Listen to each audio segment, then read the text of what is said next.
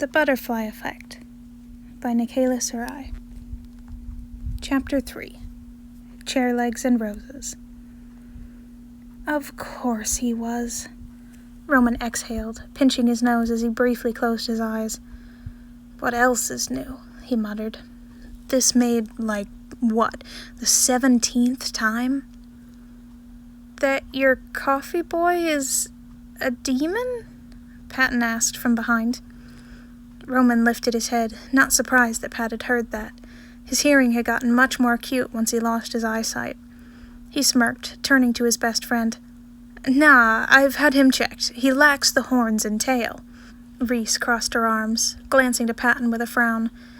You should check him again, she said in a more normal tone. He's conjured knives this time. Oh. Roman clicked his tongue. Okay, that was slightly more serious. She raised her eyebrow. You do know what that means, Sanders, she said, holding out her hands. His phone rested in one. The other held a length of ribbon that trailed through her fingertips as a pendant in the shape of the crown resting on her palm, glimmering under the lights. It means? Patton asked, leaning forward in his wheelchair. Roman plucked his crown necklace from her hand. It means he's breaking his parole, and I can't have that, he said, taking his phone and pocketing it before he lifted his hands to tie the pendant in place. Not after all the cajoling and bribing Roman had gone through in the past couple of months to convince that parole officer, Picani, to let him leave the country. Patton sat back, paling. Oh. Roman exhaled. Yeah, that was the reaction most people had when they found out he had an ex-con working for him. He paused as Ellen gasped. Is that... She grabbed onto Patton's shoulder, shaking him as she stared at Roman's neck. Patton! It is! Roman raised an eyebrow. What was? Oh. The light bulb clicked.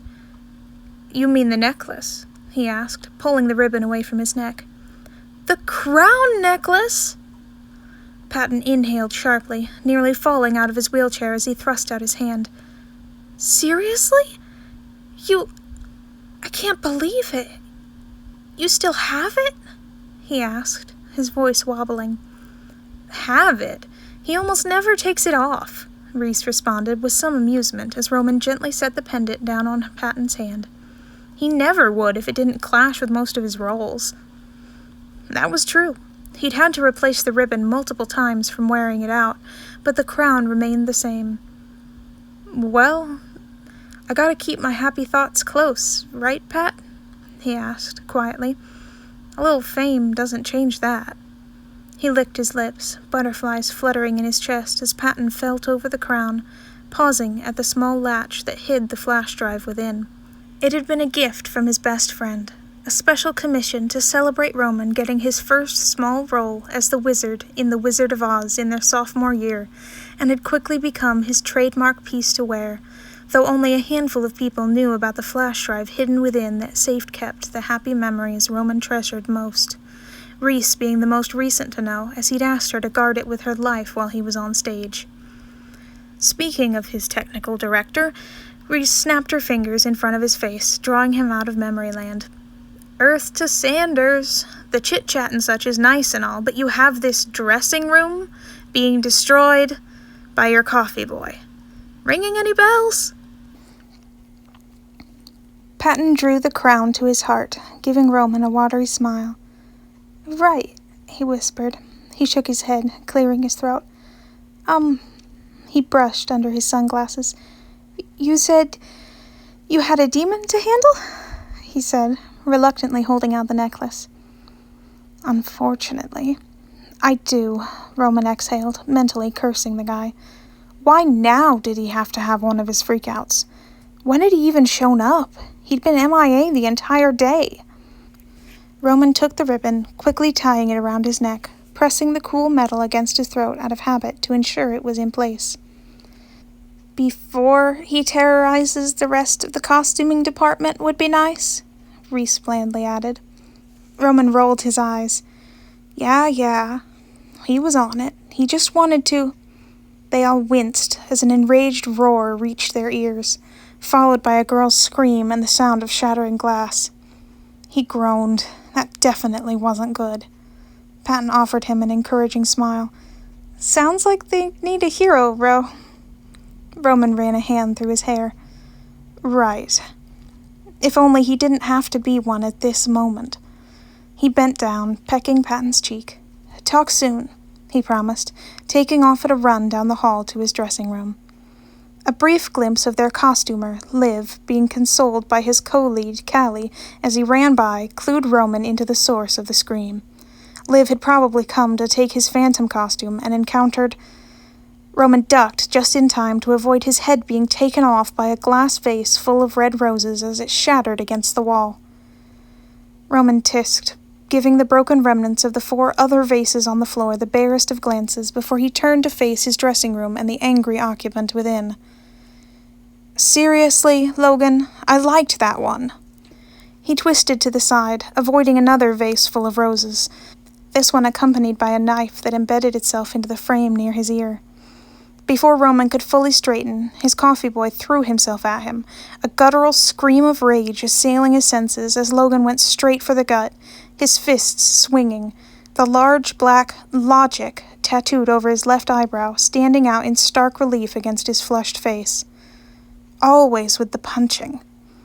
Roman caught one of Logan's swinging fists by his 221B tattooed wrist and pulled him off balance into his chest so that the second punch went wide. "Pinned ya," Roman said into his ear as he twisted the coffee boy so his arm was pressed against his back. Logan thrashed, throwing his head backward, nearly smashing Roman's face. He jerked his head to the side, neatly avoiding receiving a broken nose. "Not the face!" Roman hissed, the 2 of them stumbling backwards as Logan fought to free himself, heedless of the risk of dislocating his shoulder. "Screw your ugly face!" Logan roared, one foot managing to snake behind Roman's ankle. "Shoot!" Roman cried out as the 2 of them fell onto the floor, the impact jarring his grip on the coffee boy as shards of glass dug into his skin through his thin costume. "Ow! Dude!" He choked on the rest of his sentence, gasping for breath as Logan used his free elbow to jab it into Roman's stomach.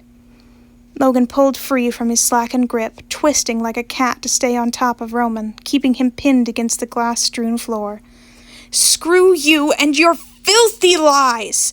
he yelled, his long, dark, greasy hair falling in front of his cracked glasses as he swung for the face. Roman again jerked his head away from the punch, wincing on Logan's behalf as his fist smacked into the wood by his ear. That had to hurt, though Logan showed no sign of feeling it as he pulled back his glass-covered fist to hit him again. "Lies?" He grabbed Logan's shoulders and surged upright, knocking his coffee boy back before he could land the punch. The 2 of them rolled over the shredded flowers, thorns, and glass digging into their skin as Logan struggled to keep the upper hand. "Since when did I lie?" Roman demanded, throwing Logan off of him and into his tornado wreck of a dressing room. He pushed to his feet, ignoring the multitude of stinging cuts burning like fire over his back and arms as he advanced, pulling the door shut with a loud bang behind him. There was no need for the entire theater to witness this if Logan's beef was with Roman himself. Logan whirled, a broken chair leg in his hands, his long hair tangled with petals and glass. "About everything," he ground out. Roman raised an eyebrow, grabbing a mock sword from its place hanging by the door. "Falsehood? I've lied about nothing." His eyes flashed behind his cracked lenses. "That's my word!" He rushed Roman with his makeshift weapon. "Really?" Roman parried the chair leg, nearly managing to knock it out of his coffee boy's hands. "Why don't you use your words then?" he asked as Logan recovered, again clashing with Roman's blade. "Why now am I a liar after telling you 11 months ago on that street corner that my word is my bond?" He wasn't one to give false hope, especially not to Logan with his criminal history and major trust issues. Logan whirled, his makeshift sword dipping away from Roman's blade to whack him hard in the side. "I'm not going to leave the state," Logan said, perfectly mimicking Roman's voice. It sent a shiver down his spine. He hated it when his coffee boy did that. Logan bared his teeth. You'll have a permanent job with me, he continued, jerking the chair leg up, nearly clipping his chin with the broken end before Roman was able to bring his sword around to block it. You led me on, Logan snarled in his normal voice, his arms blurring with the force of his attacks that Roman couldn't fully avoid. You had me believing like a fool you'd be filming here in New York City with all that research you've been doing, only for your stupid script. One hand twitched, a gleaming knife appearing briefly in his fingers before he flung it at Roman's vanity without looking, the blade embedding itself into the scattered pages of the filming schedule for The Haunting of Anxiety. Shows that filming begins on Monday in London. He smacked Roman's sword. Done. Roman's blade twisted free, landing on the floor with a clatter. Logan shoved him against the wall, broken point of the chair leg digging into his throat. Glunt,